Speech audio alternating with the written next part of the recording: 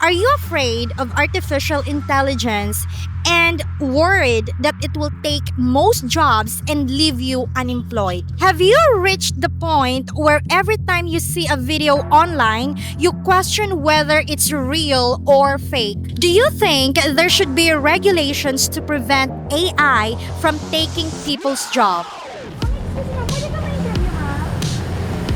Pwede ka ma-interview? Nag-vlog kami. Ano lang, 5 questions na lang. Okay na.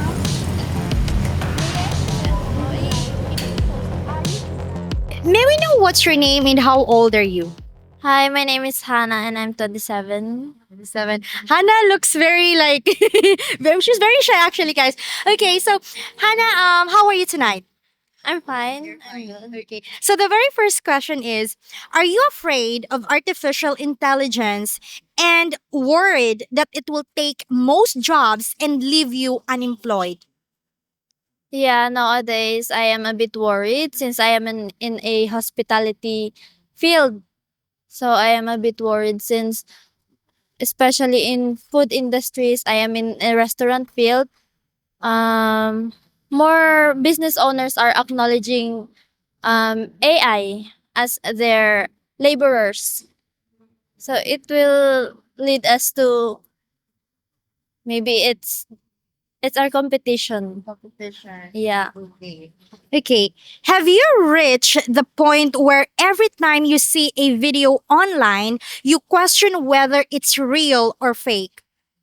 Yeah, it really is. The videos that I saw online, mostly I am questioning it is whether it's real or not. Do you think it's scary? Yeah, it's scary because sometimes I if I don't really examine the video or example a photo, I usually believe it. Do you think there should be regulations to prevent AI from taking people's job? Yeah, there has to be a regulation since um it equality is more important for us humans and for the technology. Okay. How do you envision the world 20 years from now? Um, as I envisioned it, more technological advancement is practiced in the future. You are 27 years old and you mentioned that you are in food industry, right? May we know if it's okay, what's your job exactly like? I am a receptionist. Receptionist, hotel, restaurant? Restaurant. Excuse me, pwede ka mo ma-interview? Kahit 2 minutes lang. Okay lang? 5 questions man lang.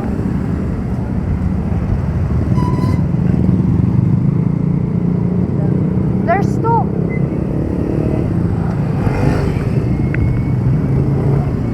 Okay, let me ask.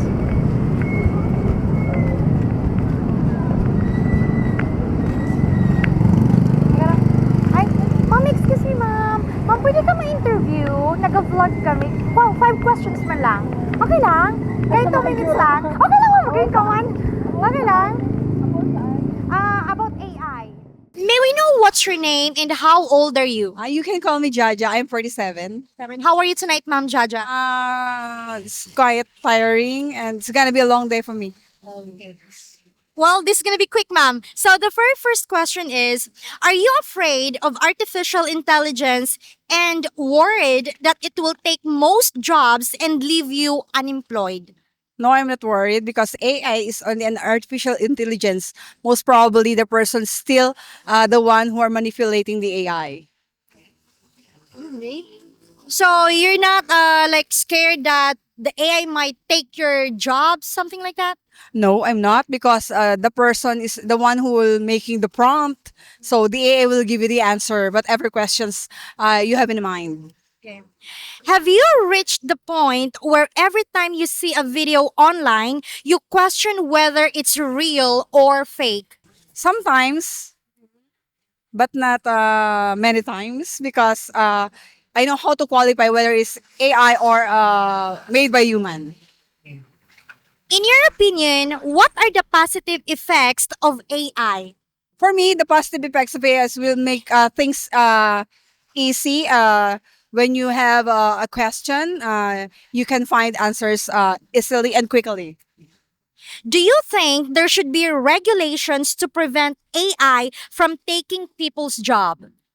I guess yes, of course, because not all will AI can do.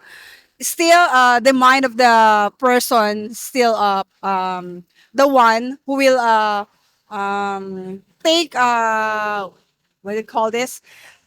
He or she is the one who will guide AI to give the answer that she wanted to what do you call this? The result.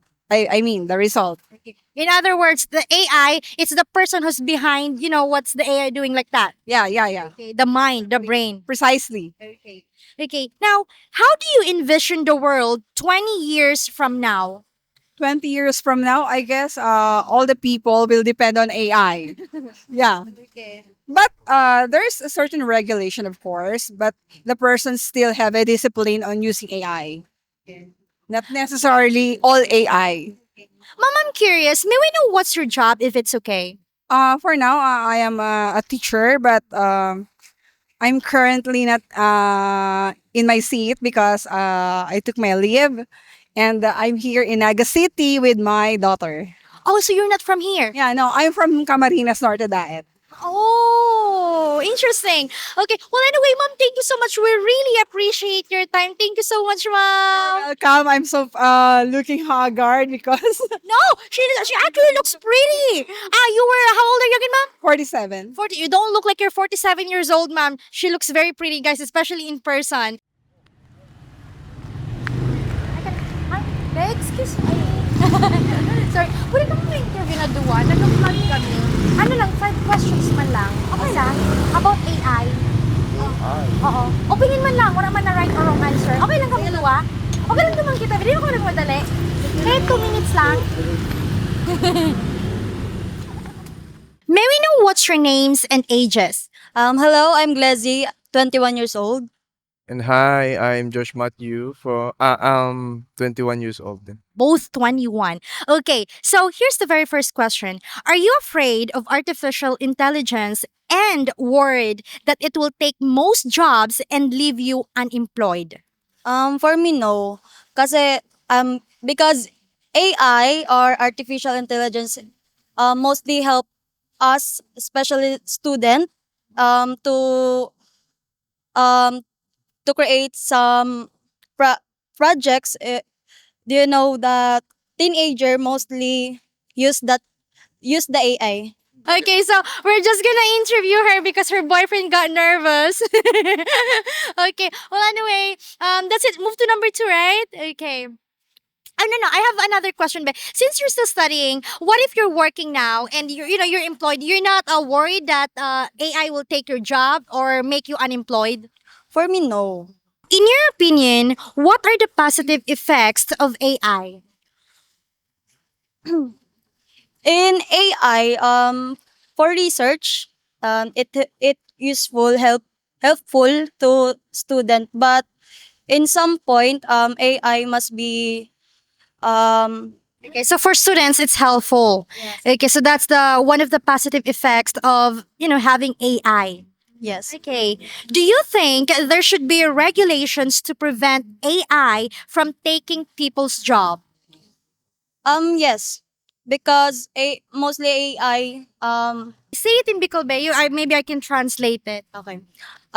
siguro yung AI kasi is kumbaga ginagamit siya ng ibang tao to para mandaya. Mandaya. Halimbawa, sa job, halimbawa yung yung mga sa interview ganyan. May kasi ngayon sa AI like ChatGPT.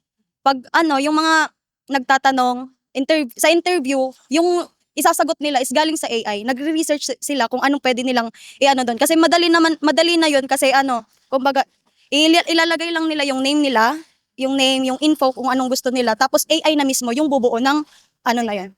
So yes, it shouldn't be. It should be. How do you say that? It should be. There should be a regulations to prevent AI from taking someone's job, because nowadays it's very. How do you say that? Like, it's very common for people, especially those who's looking for job, to like use ChatGPT, right? ChatGPT, yeah, ChatGPT and more, like cheating. They use it to cheat. Well, anyway, Beth, thank you so much. We really appreciate your time. It's okay. She's very shy, guys, and also I guess she's okay, she's very nervous. Thank you. We really appreciate your time, Beth. Thank you.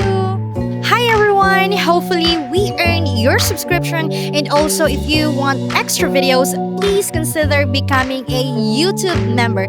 Thank you for watching and take care everyone. Bye-bye. Beautiful reflection